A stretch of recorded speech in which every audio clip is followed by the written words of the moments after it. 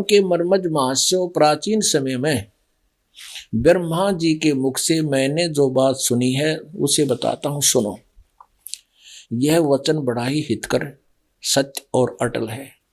उन्होंने कहा था, होने वाली बातें अवश्य होकर रहती हैं।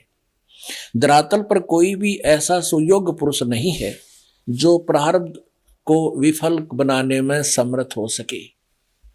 विपरीत समय के कारण इस समय तुम्हारी शक्ति अक्षीण हो गई है, अतः एक बार तो तुम्हें देवताओं से परास्त होकर पाताल में जाना ही पड़ेगा।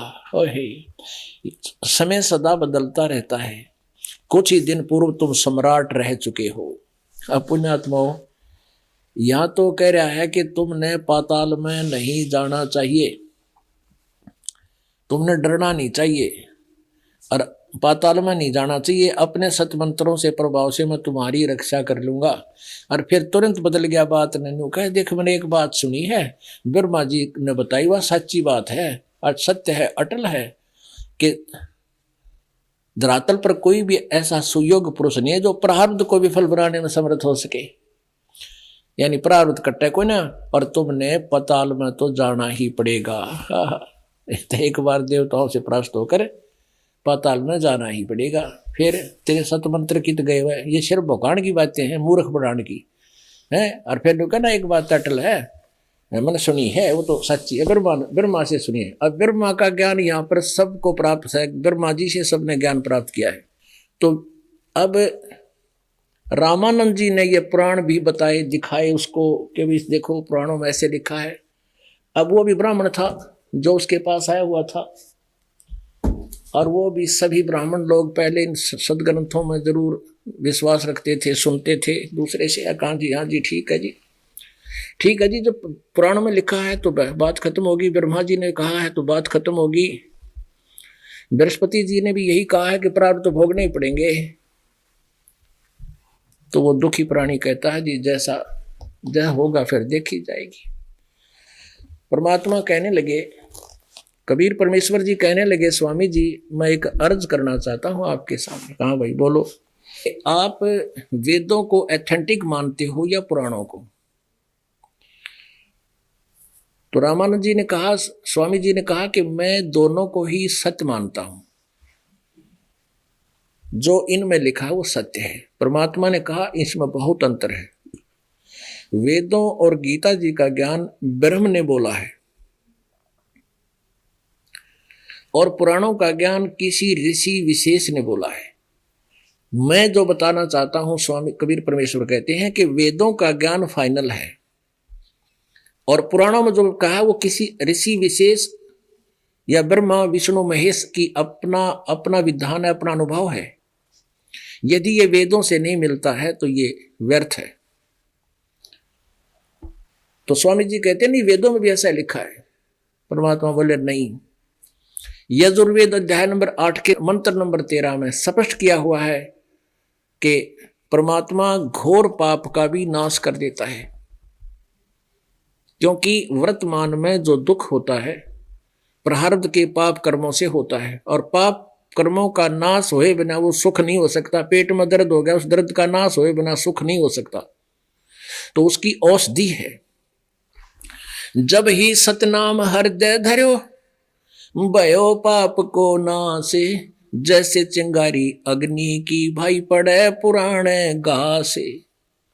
परमात्मा कहते हैं चाहे संचित कर्म भी और प्रारब्ध कर्म भी कितने ही क्यों ना हो, जैसे एक सूखा घास लाखों टन कहीं पड़ा हो, उसमें एक माचिस की सीख चसा कर जला कर उसमें फेंक दे, सारे को फूक कर राख कर देती है। चलती है तेज हवा, उसको इधर उधर फेंक राख को साफ कर देती है। अब रामानंद जी कहते हैं ना, वेद पढ़े पर वेद न जाने, ये बाचे पुराण 18, जड़ को अंधा पत्ते खोआवयो भूल गया सिरजनहारा। गुरु बिन काहू न पाया ज्ञाना, जो थो था वो छड़े किसाना। गुरु बिन वेद पढ़े जो प्राणी, समझे न सार रहे अज्ञानी। अब रामानंद जी कहते हैं कि वेदों में कहीं ऐसा प्रवर्णन नहीं है कि भगवान पाप नाश कर देता है। परमात्मा ने कहा यजुर्वेद अध्याय नंबर 8 के मंत्र नंबर 13 को देख स्वामी जी। अब देखिए पुण्यात्मा, ये वेद आपके पास है, आप शिक्षित हैं वर्तमान में, और ये प्रोजेक्टर, ये आधुनिक टेक्निक ही अपने काम आवेगी, परमात्मा के बच्चा के काम आवेगी सदग्रंथों को देखने और समझने के लिए। अपनात्माओं, इससे पहले थोड़ी सी हिंदी इस दानंद की ओर करनी पड़ेगी, क्योंकि ये सारे जो है एक वर्तमान में महर्षि पाक रहा था इस कलयुग में, यो दानंद सरस्वती महर्षि दानंद नाम से प्रसिद्ध था यो। और इसने अपने अनुभव की एक पुस्तक लिखी है सत्यार्थ प्रकाश,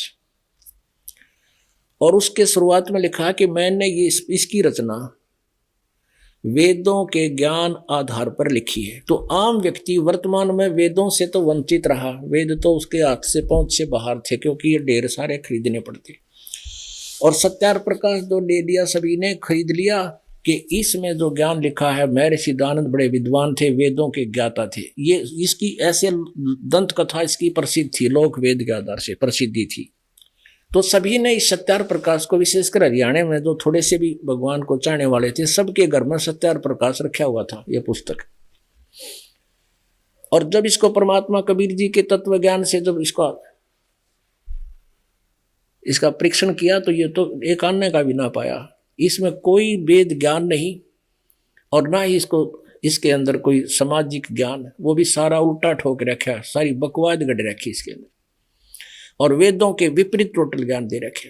अब देखिएगा इसने क्या कहा है, ये सत्यार्थ प्रकाश, ये देखिएगा महर्षि दानंद का यू पोज देख के आम आदमी नो सोचा भाई यू तो महर्षि पड़ा था और भगवान तो मिल रहा होगा कति, क्योंकि ये थे इनके दुनिया को मोहित करने के तरीके, एक्टिंग।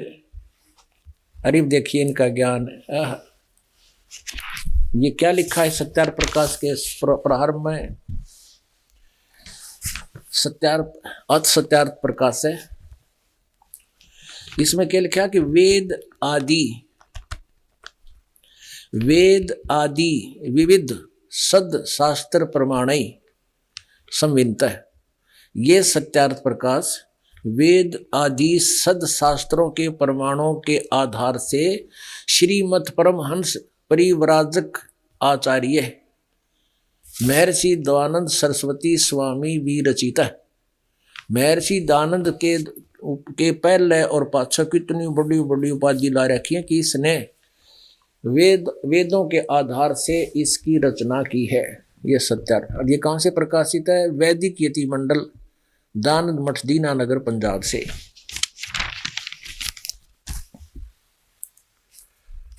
और इसके प्रकाशक को, इसके प्रिंट कहाँ से हुआ है, ये आचार्य प्रिंटिंग प्रेस दानंद मठ गोहाना मार्ग रोहतक दूरबासुर का ये है। इसके समोल्लास यानी अध्याय नंबर 7 में आप देखिएगा, इसमें तो एक पृष्ठ पे ये अप पे फेल हो रहा है, सप्तम समोल्लास है, ये है 155 पृष्ठ, और ये सत्यार्थ प्रकाश समोल्लास 7वां सत्यार्थ प्रकाश और 156 पृष्ठ पे। नीचे क्या लिखा है, किसी ने प्रश्न किया कि ईश्वर साकार है व निराकार।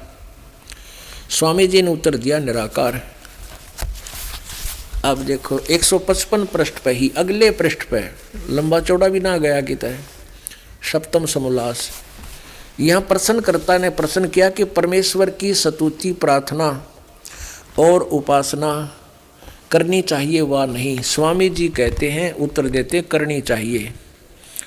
प्रश्नकर्ता ने प्रश्न किया कि क्या स्तुति आदि करने से ईश्वर अपना नियम छोड़कर स्तुति प्रार्थना करने वाले का पाप छुड़ा देगा, यानी पाप नाश कर देगा? स्वामी जी ने उत्तर दिया नहीं, पाप नाश नहीं होता। प्रश्नकर्ता ने कहा तो फिर स्तुति प्रार्थना क्यों करना, किस लिए करें? उत्तर स्वामी दानंद जी दे रहे हैं कि उनके करने का फल अन्य ही है, पाप तक कटे को नहीं, और लाभ है भक्ति करने। क्या है? प्रश्नकर्ता कहता है।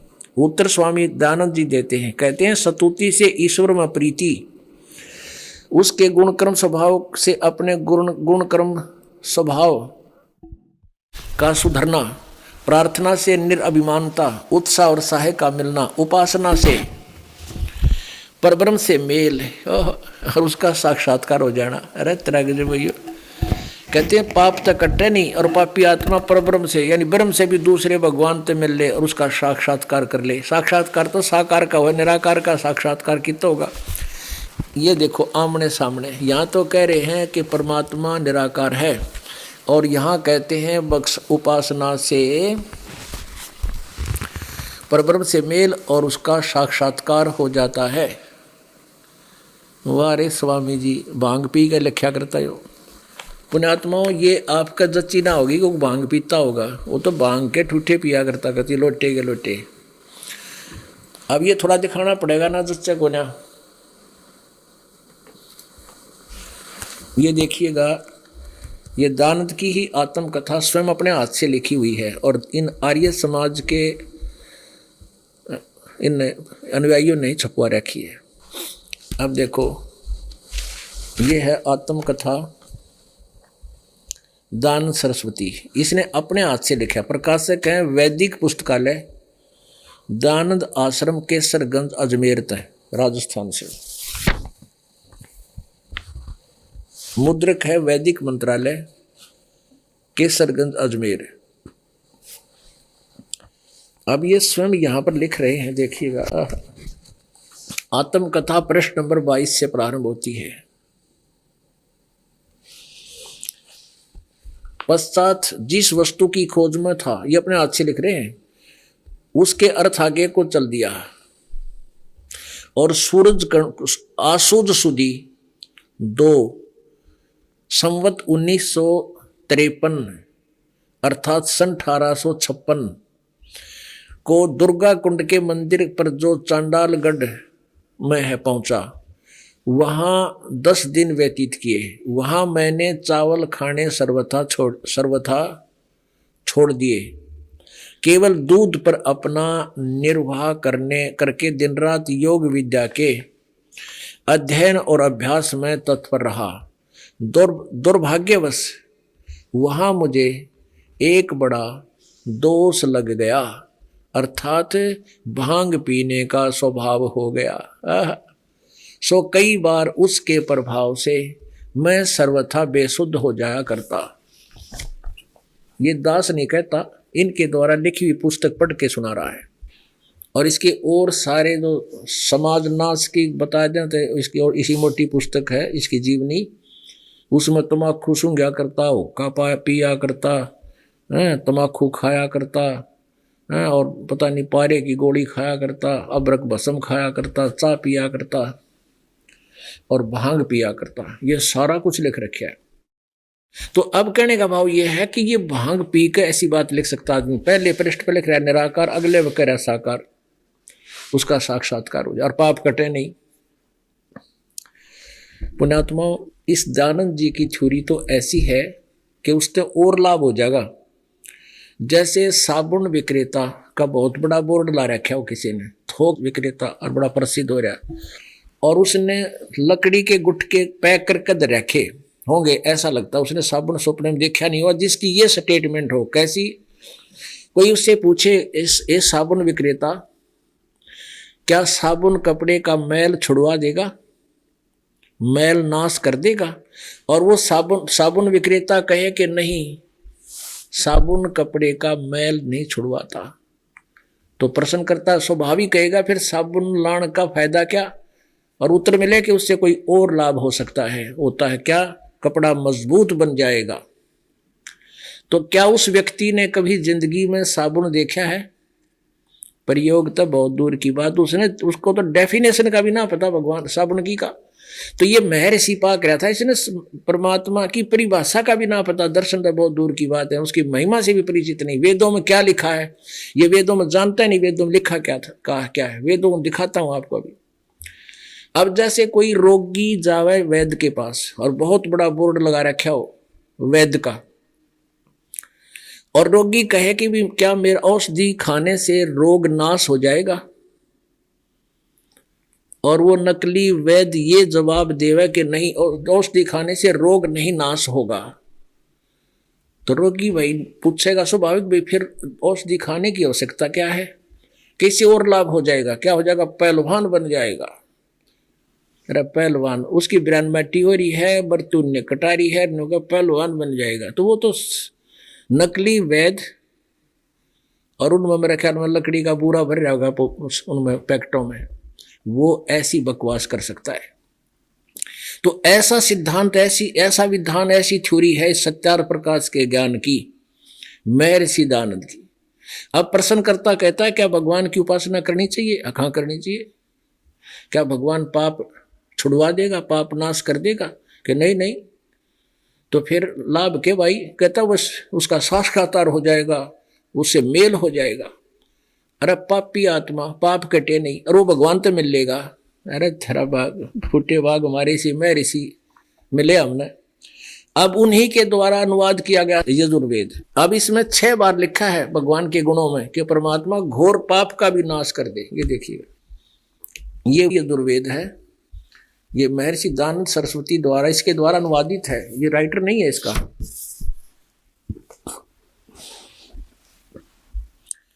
प्रकाशक है सार्वदेशिक आर्य प्रतिनिधि सभा 2/5 महर्षि दयानंद भवन, रामलीला मैदान, नई दिल्ली, दूरभाष। ये यजुर्वेद संपूर्ण 40 अध्याय महर्षि दयानंद सरस्वती कृत।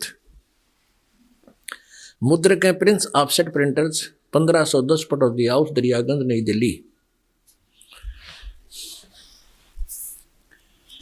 अब इसके अध्याय नंबर 8 के और मंत्र नंबर 13 में 241 पृष्ठ, 8वां अध्याय, 8वां अध्याय, और इसका मंत्र नंबर 13।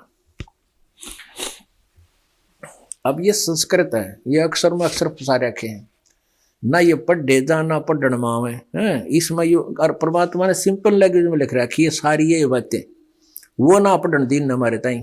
लेकिन अब इसलिए ये पढ़ने जरूरी हो गए। क्या लिखा है? देव कर्तस्य एनस्य अवैजनमसी। एक बार ना नो बोले थारे गुरु जी ने पढ़ना चाहता है ना, वो के संस्कृत बताओगे, इवन पढ़ना सीख लिया। देखो, देव कर्तस्य एनस्य अवैजनमसी, लेब के कर लोगे? मनुष्य कर्तस्य एनस्य अवैजनमसी, पितर कर्तस्य एनस्य अवैजनमसी, आत्म कर्तस्य एनस्य अवैजनमसी, एनस्य एनस्य अवैजनमसी। ओहो, एनस्य एनस्य माने घोर पाप का विनाश करने वाले। अभी नहीं के अनुवाद को दिखाते ना, हमारा लेन तन्यों कहेंगे इसने आप पर बना लिया हो। इन्होंने अनुवाद किया है, ये देखिए।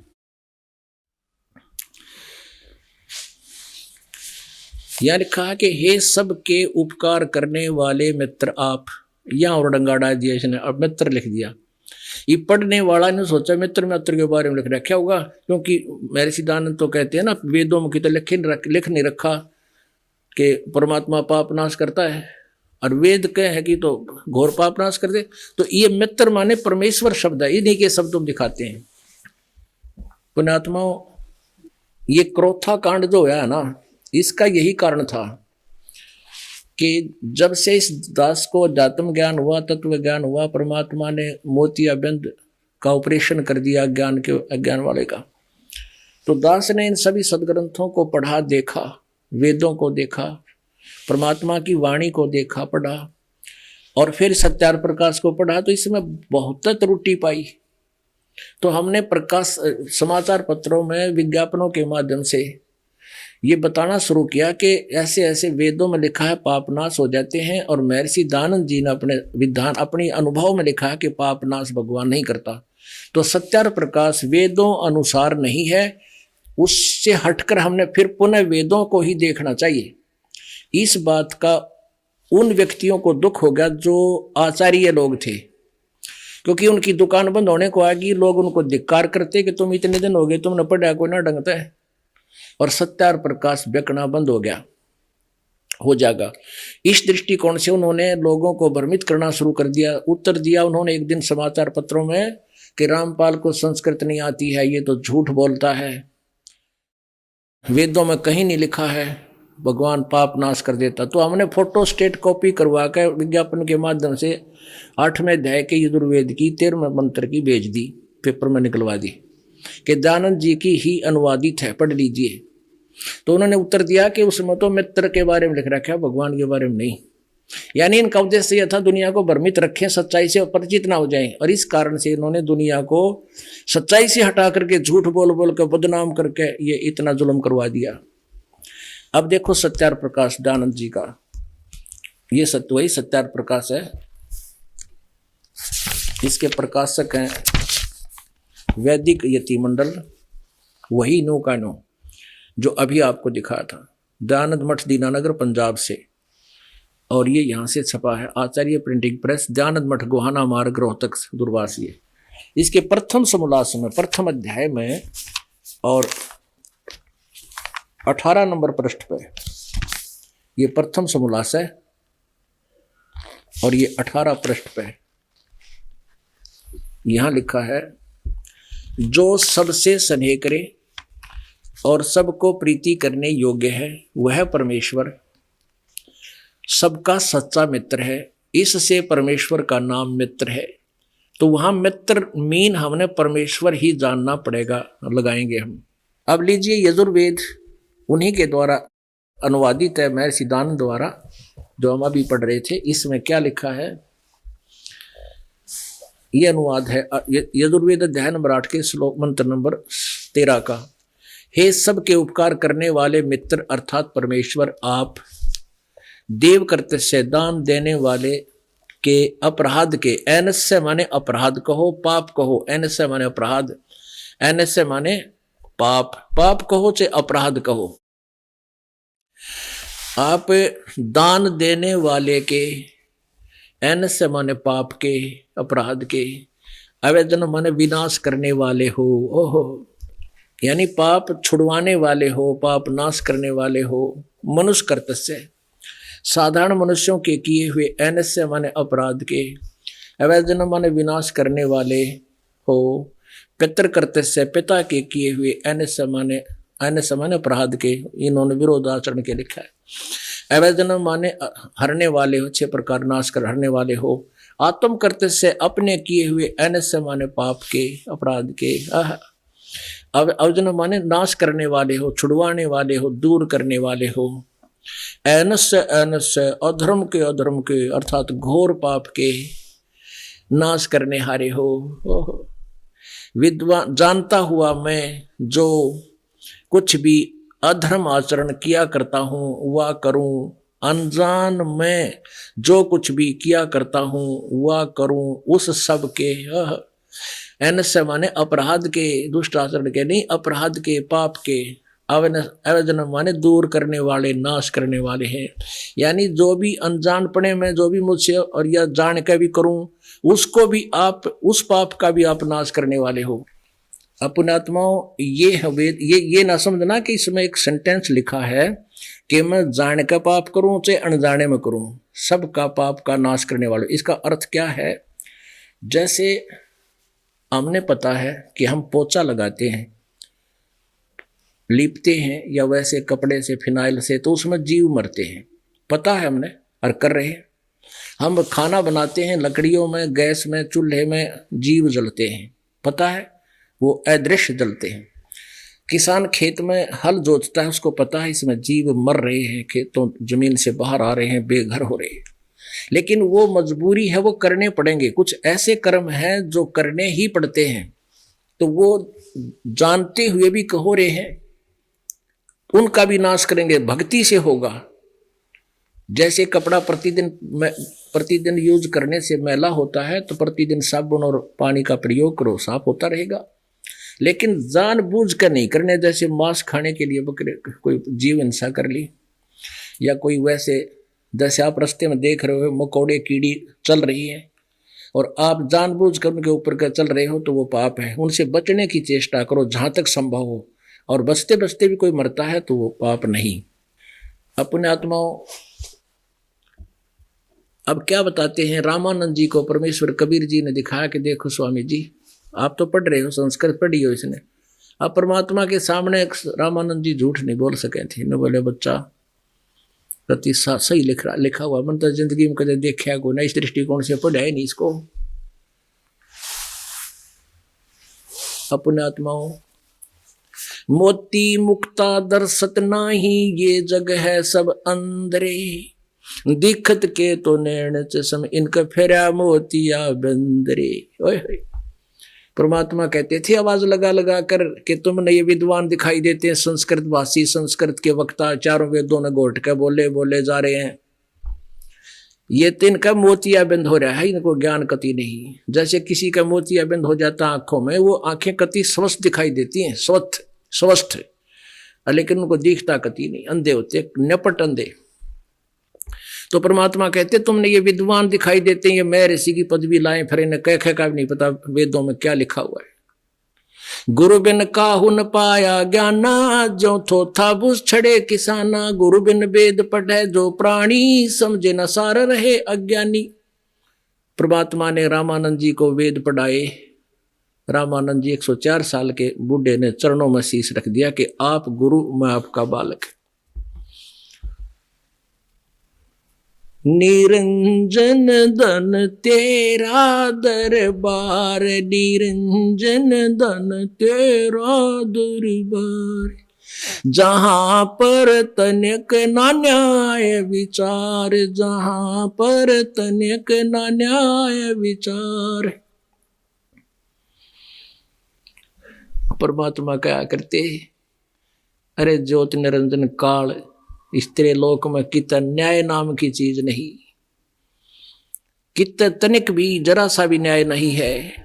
निरंजन धन तेरा दरबार, निरंजन धन तेरा दरबार, जहां पर तनिक ना न्याय विचार। ले वह भूत भी लाग गया बोलने सच्ची कहे भाई, क्यों भी इसने बेरा पट गया, वे बर गया, हम तो हमारी तो बिरान मैटी हुए ली, गलत साधना करके भूत बन गए, मारे किलकी पड़े हुए। तो पुण्यात्मा ये बिरान माटी नकली गुरुआन करा रखी अपने दादे परदादों की, पूर्वजों की। वो भोली आत्मा थी, इन पर विश्वास करा करते, बड़े विद्वान और वेदों के ज्ञाता, इन्हें कह का भी नहीं पता था, ये पाखंडी थे। परमेश्वर कहा करते थे निरंजन धन तेरा दरबार, निरंजन धन तेरा दरबार, जहां पर तनिक न न्याय विचार। वैसा ओढ़ मुल मुल खासा, गल मोतियों के आर, वैसा ओढ़ मुल मुल खासा, गल मोतियों के आर। पति भरता को मिले न खादी, सूखा नरस आहार, निरंजन धन तेरा दरबार, निरंजन। भाई पाखंडी की पूजा जग में, और संत को कहे लबाड़े। पाखंडी की पूजा जग में, संत को कहे लबाड़े। अज्ञानी को परम विवेक की, ज्ञानी को मूढ़ गंवार, निरंजन धन तेरा दरबार, निरंजन धन तेरा दरबार, जहां पर तनिक न न्याय विचार। कहे कबीर सुनो भाई साधो, यहाँ सब उल्टा व्यवहार। कहे कबीर सुनो भाई साधो, या सब उल्टा व्यवहार। सच्चों को तो ये झूठा बतावे, इन झूठों का एतबार, निरंजन धन तेरा दरबार, निरंजन धन तेरा दरबार, जहां पर तनिक ना न्याय विचार। कहे कबीर सुनो भाई साधो, या सब उल्टा व्यवहार। कहे कबीर सुनो भाई साधो, या सब उल्टा व्यवहार। सच्चों को तो ये झूठा बतावे, और इन झूठों का एतबार, निरंजन धन तेरा दरबार, निरंजन धन तेरा दरबार। अब वो जो व्यक्ति ब्राह्मण जो दुखी था, महादुखी था, परमेश्वर कबीर जी के इन विचारों को सुनकर बहुत प्रभावित हुआ, और परमेश्वर कबीर जी ने कहा, भाई अब मैं बताऊंगा तेरे कोई दुख सुखी होने की विधि, तो मेरे पास आना। तो फिर वो कबीर जी के पास गया। परमात्मा के दिए मंत्र से उसको बहुत लाभ हुआ, पूरा परिवार स्वस्थ हो गया, घर में वृद्धि, धन वृद्धि होने लगेगी, बरकत होने लगेगी, बहुत अच्छा, बहुत अच्छी प्रकार वो जो ना हर तरह से उसका लाभ हो गया। डट जाओ बूतो, अपना तो काम बिगाड़ दिया, हमने तो लेने दो थोड़ा आनंद भक्ति का। अब उसने, पर वो तो फिर समझ गया, जो वेदों में लिखा हुआ है कि भगवान घोर पाप ने काट दिए, परमात्मा के चरणों में गया, सारे सब सुख हो गया। तो वो व्यक्ति फिर एक दिन कुदरती उस शारदा के पास चला गया। परमात्मा भेजता अपने बच्चों को, निकालता काल के जाल से। अब शारदा से कुशल मंगल पूछी।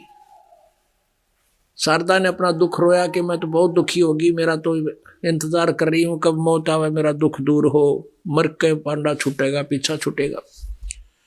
तो उस ब्राह्मण ने, जो कबीर परमेश्वर का शिष्य होने के बाद सब सुख हो गए थे, परिवार भी स्वस्थ हो गया था, घर में भी खूब लाभ हो गया था, कर्जा भी उतर गया उसका सारा, और जो रिश्तेदार उसको देखकर भी प्रसन्न नहीं थे टोटे के कारण, अब वो ही उससे उधार लेने आ रहे हैं। शारदा जी से उसने कहा, शारदा जी आप मेरी बात मान लो, एक महात्मा गुरु जी से उपदेश ले लो, आपका दुख दूर हो जाएगा, आपका कष्ट नहीं रहेगा। शारदा जी ने सोचा, भाई ये ब्राह्मण है और मैं इससे खूब परिचित हूं, ये बहुत दुखी था और आज ये कति सुखी हो गया। उसने सोचा ये ब्राह्मण है, कोई अवश्य ब्राह्मण गुरु बनाया होगा। उससे पूछा कि कौन है आपके गुरु जी? तो उस व्यक्ति ने कहा कि कबीर परमात्मा। वो कहने लगी वो दानक। अब वो कहने लगा, वो उसका रिश्तेदार के शारदा, अब तेरे लिए से वो दानक है, मेरे लिए तो परमात्मा है।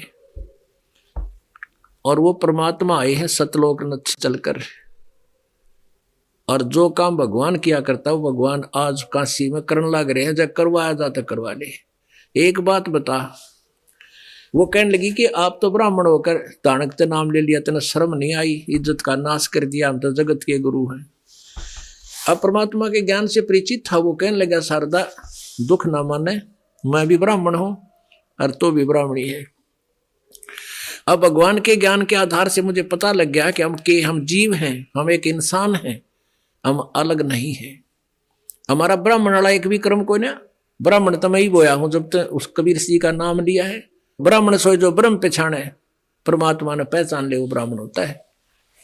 और कहने लगा कि आज हम ब्राह्मण हैं, कल मृत्यु हो जाए गधे बन गए, बता के ब्राह्मण रहे, फिर हम क्या दूसरा जन्म नहीं होगा? कहाँ होगा? और कल ने हम दानकों के पैदा हो गए तो चमारों के पैदा हो गए, तब क्या करेगी? अब वह स्तब्ध होगी, लेकिन सभी करती नहीं थी। इतना प्रभावित होगी कि यू आदमी तो घना दुखी था और आज इसके सुख का अंत नहीं, सभी बताओ हैं। फिर उसने मन में यह सोच लिया कि कभी कबीर जी यहां आसपास आ जाएंगे, उनका मैं परीक्षा लेकर नाम लूंगी। परमात्मा ने वो भी कृपा बख्श दी। कहते सोचल सीधर मैं करूं अपने जन के काज। उस शारदा वाले कॉलोनी में गरीब की झोपड़ी थी, वहां सत्संग रख दिया रात का। दिन में काम करते थे अपना, परमात्मा कहते भाई दिन में तो धंधा करो, शाम ना आ जाओ, सत्संग सुना करेंगे, पर चर्चा किया करेंगे। तो जिसके सत्संग था, परमात्मा की कृपा हुई, वो भी पहुंच गया आसपास, अड़ोस पड़ोस में न्योता दिया करे, आज हमारा सत्संग होगा। तो उसने पूछा शारदा ने, कौन आएगा तुम्हारे गुरुजी? के कबीर भगवान आवेंगे। वो कहने लगी कबीर, वो कबीर के जुलाहा धानक है। वो कहने लगी परमात्मा की वाणी याद थी उसके, जात ना पूछो संत की, पूछ लीजिए ज्ञाने, मोल करो तलवार का, पड़ी ऋण जो म्याने। संत की जात ना पूछा करे ब्राह्मणी, ज्ञान पूछ, उससे समाधान देख क्या क्या सुख होते हैं। अब उसने सोची, एक एक ते सुनी, दो ते सुनी, तीन ते सुनी, चार ते सुनी, सारे नुके। उसने सोची आज तो बड़ी दया करी परमात्मा ने, और आज मैं भेष बदल कर जाऊंगी और मुझे कोई मुझे पहचान नहीं सकेगा कि ब्राह्मणी वहां गई थी, और यदि मुझे आशीर्वाद देते ही मैं स्वस्थ होगी तो वहीं पैर पकड़ लूंगी। इतनी दुखी थी वह। अब उसने, परमात्मा की दया होती थी, उस समय क्या करते थे, एक ज्योति जलाते थे खड़ी अखंड, ऊपर ने अखंड अमर ज्योति बोलते हैं इसको, देसी घी की। वो रोशनी का भी काम करती थी और अवन का भी, दोनों काम करती थी। दीपक, उसमें दीपक जगाया करते थे कोई मिट्टी सरसों के तेल के, लेकिन उसके स्थान पर देसी घी की जोत जगाया करते सत्संग के दौरान। उसका ऐसा टिमटमाता सा प्रकाश हुआ करता। अब सभी श्रोता इसे 20, 30, 50 भगत आया करते, आ रहे हैं परमात्मा के, बैठे हैं सामने एक आसन पर कबीर जी, और सर भक्त आते हैं, आशीर्वाद लेते हैं, चरण छूते हैं, दंडवत करते हैं, और इधर उधर एक तरफ बहन एक तरफ भाई बैठ रहे हैं। इतने में वह भी आ गई ब्राह्मणी, सरदार घूंघट काट के पूरे मुंह न ढक के पछाण ना ले, और वैसे ही कपड़े पहनाए जिसे वह पहरा करते हैं, क्योंकि ब्राह्मण और बनिए साड़ी ज़्यादा बांधते थे, और अन्य दूसरे थोड़े दूसरे टाइप की वस्त्र चेंज करके रहते थे। तो ऐसे वो उसी वेशभूषा बनाकर गरीबों जैसी, और वहाँ आ गई। और ज्यों ही उसने परमात्मा के चरणों में शीश झुकाया और परमात्मा ने सिर पर हाथ रखा, कहा, ये सर्वानंद की माँ, ये ब्राह्मणी आज कैसे आ गई दानक के पास, तेरा के कहेगी दुनिया। अब वह तो दौड़ी होगी कति, और हाथ उठाया भी नहीं था, इतने में स्वस्थ होगी। उसने जब पिछाड़ तली और बात भी बन गई, जब वो घूंघट ऊपर ने फेंक दिया और चरण पकड़ दिए, न बोले, हे अंतर्यामी, मैं तो लुट पिट ली कति, आप तो भगवान पड़े। खड़ी होकर बताने लगी सब ने कि मैं इतने दिन तक बीमार थी, कॉलोनी वाले सारे जाने हैं, और मैंने सब जगह इलाज करा लिया, मुझे कति राहत नहीं मिली, और आज परमात्मा आ रहे हैं भक्तों, परमात्मा आ रहे, मेरे सिर पर हाथ रखते मैं ठीक होगी, मैं ठीक होगी। पागल सी होगी वह तो, खुशी का ठिकाना नहीं, सरेआम रूक के मारे। फिर परमात्मा ने कहा कि पंडितानी ज्ञान सुनिए, जानते हैं कि और इस एक सुख तो बात ना बढ़ाए, ज्ञान सुनेगी जब हृदय में समा होगा, नहीं तो बात बिगड़ जाएगी। तो उसने सत्संग सुने, कई लगातार सत्संग सुने, जहां भी आसपास वो सत्संग वहीं पहुंच गया, क्योंकि ज्ञान बची लाखों पाए। अब कति दृढ़ होगी कि पृथ्वी पर ज्ञान यही और भगवान यही। तब उसने, उसका बेटा जो सर्वानंद था, माँ की ममता थी, भगवान किसी प्रकार इसको भी शरण में ले यो हंड विद्वान पा क्या, इसने कह का भी पता को नहीं। अब पूरे आत्माओं, एक दिन सर्वानंद ने क्या सोचा कि सर्वानंद के मन में विचार आया कि मैंने आसपास के सभी विद्वानों को पराजित कर दिया है, और मैं अपनी मां से अपना नाम सर्वाजीत रखवाऊंगा। इस उद्देश्य से सर्वानंद ने अपनी मां से कहा कि माता जी, मेरा नाम सर्वाजीत रख दे।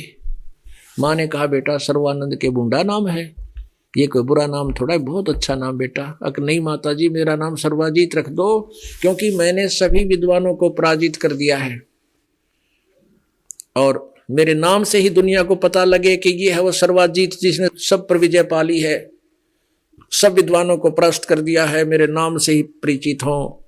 लगा डींग मारने। उसकी माँ बोली, भाई एक काम करे, एक विद्वान ने और हरा दे, पराजित कर दे, फिर अपने बेटे का नाम सर्वाजीत रख दूंगी। तो सर्वानंद ने कहा, बता माता जी कौन है? कि कबीर भगवान को। कबीर वो दुल्हा कबीर है? कहा वो कबीर दुल्हा बेटा। ने बोली, माँ वो तो 1 मिनट में हाथ खड़े कर दिया मेरे सामने। माता बोली, भाई ये काम करिए, हार जीत का कोई प्रमाण लेके आना, लिखित में मानूंगी मैं, वैसे नहीं। अब ठीक है माता जी। अब सर्वानंद ने क्या किया, सभी वेद पुराण गीता जी एक बैल के ऊपर 2 मुंह का बोरा रख के, थैला रख के, उसमें भर के चलिया करता हूं। और चल दिया जब मैं दोपहर ने 12 बजे जून का महीना, और पहुंच गया जुलाहों की कॉलोनी में। वहां कबीर परमेश्वर की मुंह बोली बेटी थी कमाली, जो एक शेख तकी मुसलमान पीर था, सिकंदर लोधी का राजा का पीर धार्मिक गुरु, उसकी बेटी मर गई थी, वह कब्र में दबा रखी थी। उसकी शर्त पे उसने शर्त रख दी थी कि यदि कबीर जी मेरी बेटी को जीवित कर दिए जो कब्र में है तो मैं इसने मान लूँ यू अल्लाह है। परमात्मा ने वो लड़की कब्र फुड़वा के और अपने आशीर्वाद से जीवित कर दी थी। फिर वह लड़की उस नकली पिता के साथ नहीं गई थी, कबीर जी के साथ 10-12 वर्ष की लड़की थी, कबीर जी के साथ बाप बेटी रूप में उनके साथ रहा करती थी। परमात्मा ने उसको ज्ञान दिया, भक्ति दी। तो वह लड़की कुएं पर पानी भर रही थी, दोपहर ने कुएं से जल निकाल रही थी, बाल्टी से अपना मटका घड़ा भर रही थी। परमात्मा ने सारे मोट दबाया, सर्वानंद की प्यास में जान निकलन होगी, एकदम इतनी प्यास लग गई। और जुलाहों की कॉलोनी में यदि उस समय ब्राह्मण आ जाता, इतनी छुआछात थी, तो सभी कॉलोनी वाले अपने घरों से बाहर निकलकर ऐसे देखा करते जैसे गांव में हाथी आ जाए। सब देखा करो हाथी आ गया, तो ऐसे नु देख रहे कि ब्राह्मण कैसे आ गया हमारी कॉलोनी में। तो उधर से सर्वानंद ने भी देख लिया, सब देख रहे तो पता अंडरस्टूड था। उधर जान निकलन न हो रही, पानी ना मिले तो मर जाएगा 10 मिनट में। उसने कहा बेटी जल पिलाना, बेटी प्यास लगी है, लो महाराज जी पी लो।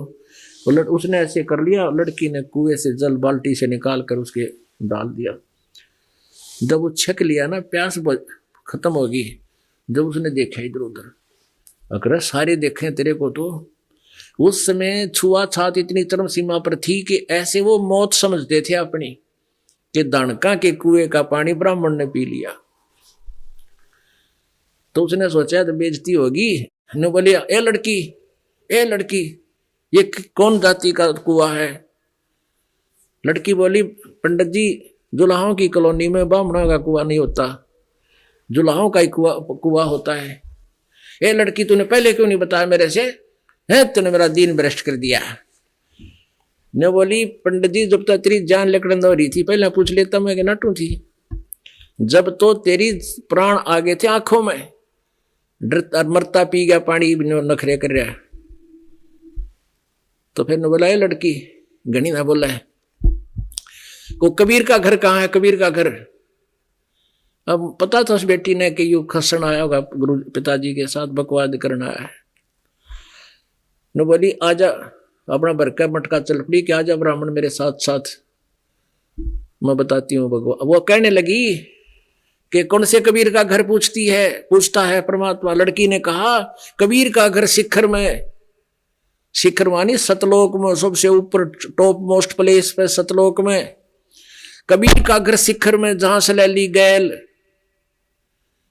और पाँव ना टेके पपील के, तो पंडित लाज रहा बैल। तो इन पोछा तो बूढ़ा जाना चाहे क्या सत, जहां कबीर का घर है सतलोक में, सचखंड के अंदर।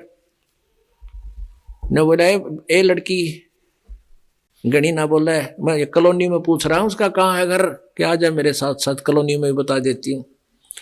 अब लड़की जल्दी जल्दी चल कर जाके कहने लगी, अंदर प्रवेश कर गई। वो ब्राह्मण पीछे खड़ा हो गया बाहर और पानी का मटका उतार के कहा पिताजी एक ब्राह्मण आ रहा है और बैल के ऊपर ना गढ़े शास्त्र किताब रख रहा है धार्मिक, आपको पूछ रहा है।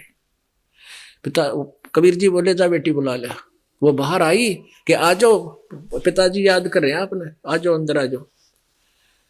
तो बाहर खड़ा रहा। ने बोला बेटी ऐसे कर, ये मेरा लोटा पानी का भर दे। वो अंदर से एक बड़ा जग ले आई पानी का और लोटा भर दिया। सर्वानंद कहने लगा और डाल दे, कति फुल करवा लिया कि उसमें और एक घूंट भी पानी डाल दे, सारा बाहर जा, एक ड्रॉप भी।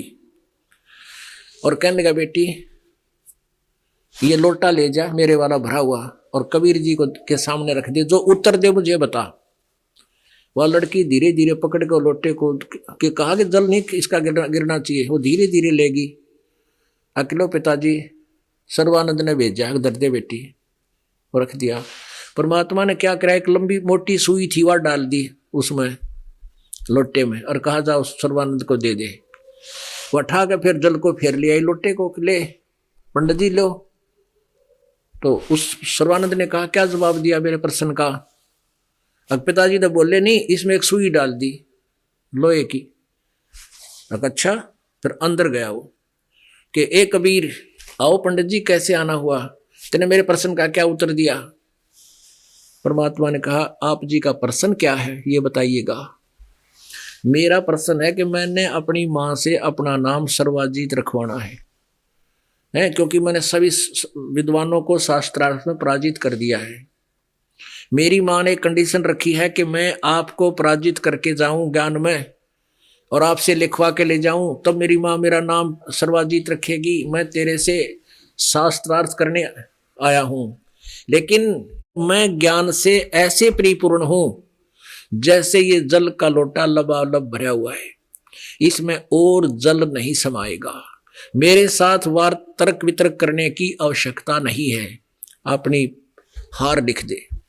परमात्मा ने कहा अब मेरा उत्तर सुन ले स्वामी जी, मेरा उत्तर सुन ले पंडित जी। मेरा ऐसा ज्ञान है, ऐसा वजनदार ज्ञान है, जिस प्रकार यह सुई मैंने इसमें डाली तेरे लोटे के पानी को चीरती हुई इसकी तली में जाकर टेकी और जल बाहर निकल गया। मेरा ज्ञान जब तेरे अंतःकरण रूपी लोटे में चलेगा ना, तेरा सारा ज्ञान बाहर निकल जाएगा और मेरे वाला तेरे अंदर समा जाएगा। अच्छा अच्छा आओ करो शास्त्रार्थ। इब आसपास के अनपढ़ अशिक्षित दुल्हे इकट्ठे हो गए, आसपास के अशिक्षित दुल्हे थे वो इकट्ठे हो गए। आज देखियो ये कुदरती बात होती है, घर का जोगी जोगड़ा और बाहर का जोगी शद। कबीर जी को मैं तो नहीं देते थे कॉलोनी वाले, बाहर का पंडित जी आ गया, ले बाज देखियो यू गणाव पाक रहा था, आज इसको हरावेगा ब्राह्मण। अब बैठ गए सैकड़ों की संख्या में। तो सर्वानंद ने कहा कबीर जी प्रश्न करो।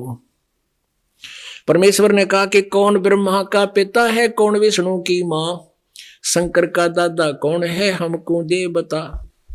अब यू एक का प्रश्न बते रहा इन विद्वानों ने। अब वो ट्या ट्या ट्या करने लगा, कहता है वो तो अदर अमर है, सर्वेश्वर है, महेश्वर है, इनकी कोई माता पिता नहीं, मृत्युंजय है, कालज्जय है, ये तो सर्वेश्वर है, महेश्वर है, इनके कोई माता पिता नहीं, अजन्मा है। परमात्मा बोले तू ये शास्त्र ले रहा है साथ में? कहाँ ले रहा हूं, पुराण निकाल ले, शिव पुराण और देवी पुराण निकाल ले। ये स्वयं कहते हैं हम नासवान है, हमारी जन्म मृत्यु होती है और हमारे माता पिता हैं। अब थोड़ी सी झलक दिखाएगा दास, क्योंकि इस समय ज्यादा होता जा रहा है। श्रीमद् देवी भागवत, इसमें वही आपको दिखाते हैं। संपादक हनुमान प्रसाद पोदार, चिमनलाल गोस्वामी, और इसके प्रकाशक में मुद्रक हैं गीता प्रेस गोरखपुर, गोविंद वन कार्यालय कोलकाता का संस्थान। ये इनके फोन और फैक्स नंबर है। इसके 123 पृष्ठ पे तीसरा स्कंद। अब भगवान विष्णु कहते हैं अपनी माता दुर्गा की महिमा सुनाते हैं, तुम शुद्ध स्वरूपा हो, ये सारा संसार तुम्ही से उद्भासित हो रहा है। मैं ब्रह्मा और शंकर हम सभी तुम्हारी कृपा से विद्यमान हैं। हमारा तो आविर्भाव और तिरोभाव हुआ करता है। आविर्भाव मन जन्म, तिरोभाव मन मृत्यु हुआ करता है। केवल तुम ही नित्य हो, जगत जननी हो, प्रकृति और सनातनी देवी हो। भगवान शंकर बोले देवी यदि महाभाग विष्णु तुम्ही से प्रकट हुए हैं, तो उनके बाद उत्पन्न होने वाले ब्रह्मा भी तुम्हारे बालक हुए। फिर मैं तुमको लीला करने वाला शंकर क्या तुम्हारी संतान नहीं हुआ? अर्थात मुझे भी उत्पन्न करने वाली तुम ही हो। शिवे संपूर्ण संसार की सृष्टि करने में तुम बड़ी चतुर हो। इस संसार की सृष्टि, स्थिति और संहार में तुम्हारे गुण सदा समर्थ हैं। उन्हीं तीनों गुणों से उत्पन्न हम ब्रह्मा एवं शंकर, विष्णु एवं शंकर नियमानुसार कार्यों में तत्पर रहते। अब परमात्मा ने कहा कि स्वामी जी, हे पंडित जी, देवी भागवत तीसरा स्कंद निकाल के देख ले, पढ़ के दिखा, सुना दे इनको ईमानदारी से। और शिवपुराण, श्री शिवपुराण रुद्र संहिता अध्याय नंबर 5 से लेकर 9 तक पढ़ के और देख ले। इसमें लिखा है विष्णु की उत्पत्ति सदाशिव यानी काल रूपी ब्रह्म और दुर्गा से, ये इनके माता पिता है। दुर्गा इनकी माँ है, काल रूपी ब्रह्म ये ज्योति निरंजन ये इनका पिता है।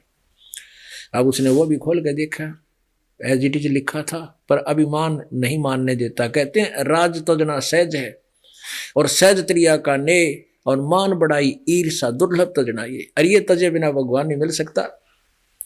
मान बढ़ाई ईर्षा छूटे बिना भगवान नहीं मिल सकता। अब उसने देख लिया सारे ठीक लिखे हैं, लेकिन बेइज्जती का नाश हो, इज्जत का उड़ा। कहने लगा कहीं नहीं लिखा है, झूठ बोलता है। और ही कोई इसने संस्कृत गोट रखी थी, आउट ऑफ सिलेबस याद कर रहे थे कि तक कोई उपनिषद को, वो पढ़ना बोलना शुरू कर दिया, कंठस्थ भगवान की महिमा बताने लगा। सुना दी ने कोई आध घंटे तक बोलेगा संस्कृत। जो प्रश्न था वो छोड़ दिया और बंडन लाया गया। तो ज्यादा समय तक संस्कृत धारावाहिक बोलने तय उन अनपढ़ दुल्हाओं ने ताड़ी पीट दी। वाह सर्वानंद, वाह सर्वानंद, जीत गया, जीत गया, सर्वानंद जीत गया। कबीर जी हरा दिए। ऐसे शास्त्रार्थ इन्होंने बैठा रखे थे नकली ऋषियों ने। परमात्मा बोले अच्छा पुण्यात्मा, या ऐसे होगी। एक किसान का बेटा 5वीं 6ठी 7वीं कक्षा में पढ़ा करता, उस समय अंग्रेजी लग गया करती 5वीं 6ठी तक। 6ठी कक्षा से इंग्लिश पढ़ने लगा करते, वो 6ठी 7वीं में एक आधा कोई ऐसे याद कर लिया करते प्रस्ताव, या कोई sick leave, my best friend, इस तरह के ये एप्लीकेशन और प्रस्ताव याद कराया करते। एक दो ये मुश्किल तो याद होया करते। एक बार रविवार के दिन अपने पिता के साथ बैलगाड़ी में बैठा हुआ वो बच्चा स्कूल खेतों में जा रहा था किसी कामवश। आगे से अंग्रेज आ गया, अपनी मोटर गाड़ी ले रहा था, कार। वो रास्ता भी चल गया। उसने अंग्रेजी में पूछा भी मैंने इस गांव में जाना है, अंग्रेजी बोला वो, और कृपा मुझे ये मेरा ठीक रास्ता है क्या, मैं ठीक जा रहा हूँ, उस गांव में जाना मैंने। वो अंग्रेजी में बोला। तो किसान बोला रे बेटा तो भी अंग्रेजी जाने है, आज छुड़ा दे छक्के इस अंग्रेज के, बोल दे अंग्रेजी। उसने सुना दिया सिक लीव, वह छुट्टी के लिए प्रार्थना पत्र सुनानी शुरू कर दी। To the headmaster, I am ill today, I can not come to school, please grant me 1 day leave your faithfully so and so. अब उस अंग्रेज ने सोचा देख मैं पूछूं हूँ रास्ता ही बताओ, सुनाओ सिक लीव। माथे में हाथ मार के और गाड़ी में बैठ के चल पड़ा, चल और आगे पूछूंगा किसे थे। अब किसान ने कमर थपथपाई अपने बेटे की, बेटा वाह आज तने अंग्रेज के छक्के छुड़ा दिए, भगा दिया। तो वो बोला पिताजी माई बेस्ट फ्रेंड और याद था, जो वो सुन लिया तो गाड़ी छोड़ के बाद जाओ। तो ये तो माई बेस्ट फ्रेंड सिकलिव सुनाने लग गया। सर्वानंद प्रसन्न के था और बकवाद के शुरू कर दी। तो परमात्मा बोला बेटा नाड़ी मानने को नहीं, ठीक से भाई तू जीत गया, मैं हार गया, क्योंकि सब ने हथेड़ी पीट दी, ताड़ी पीट दी। ठीक है तू जीत गए और मैं हार गया सर्वानंद जी। ठीक है मानना नहीं थे, उसके लिए ज्यादा क्यों बहस करी। कहने लगा ऐसे नहीं मानने वाला मैं, लिख कर दे दे, मेरी माँ जब मानेगी। लिख ले, मैं तो अनपढ़ हूँ। उसने लिख लिया, शास्त्रार्थ में सर्वानंद जीत गए, कबीर जी हार गए। परमात्मा ने बोले दस्तक करे, परमात्मा बोले ले भाई मैं तो अंगूठा ला दूंगा, अंगूठा लगा दिया। अब गया खुश होकर अपनी माँ के पास, माँ जाते हाथ जोड़ दिया उसने तो। अरे बोला आप जीत के मैं हार गया, लिख दिया। अगले बेटा पढ़ के सुनाता है। पढ़ के सुनाया, क्या लिखा था शास्त्रार्थ में, सर्वानंद हार गया, कबीर साहब जीत गए। नो पढ़ के नो करे। कहने लगे अरे तू तो हार का है बेटा, तूने कहा मैं जीत का हूं। तो सर्वानंद बोला माँ मेरे से ना गलती से लिखा गया, मैं 2-3 दिन शास्त्रार्थ में सारी रात जगा हुआ था, ध्यान नहीं रहा। माँ बोली फिर लिखवा गया भाई, मत बिना लिखे ना मानू। वो फिर गया परमात्मा के सामने, कहने लगा मेरे से गलती से गलत लिखा गया। परमात्मा बोले लिख ले भाई, फिर लिख लिया। शास्त्रार्थ में सर्वानंद जीत गया, कबीर साहब हार गए। आके अपनी माँ के पास पढ़ने लगा, वो उल्टे अक्षर हो पाए। शास्त्रार्थ में कबीर साहब जीत गए, सर्वानंद हार गया। उसकी माँ बोली रे तू, तेरे दिमाग तो खराब नहीं हो गया, तू दर पहुंचा भी है, क्राइम लिख के लिया हुआ है। वो फिर न बोला फिर जाऊंगा, जाके फिर परमेश्वर से कहा। परमात्मा बोले फिर ला दूंगा अंगूठा, भाई के अंगूठा गस्सा है मेरा था, फिर लगा ले। उसने फिर वैसे लिख लिया, फिर लगा लिया। अब घर के दो चौखट में अंदर प्रवेश करने लगा दरवाजे में, उससे पहले पढ़ रहा है बिल्कुल ठीक। उसने सोचा कि बिजली पड़े इसी घर में घुसते ही बदल जाए। वो पढ़ता पढ़ता चल रहा है, माँ सुनाऊं माँ सुनाऊं, अखा बेटा सुना। वो उसी समय ऐसे अक्षर चेंज हो गए जैसे टीवी पर दिखा दिया करें ये हाथ की सफाई।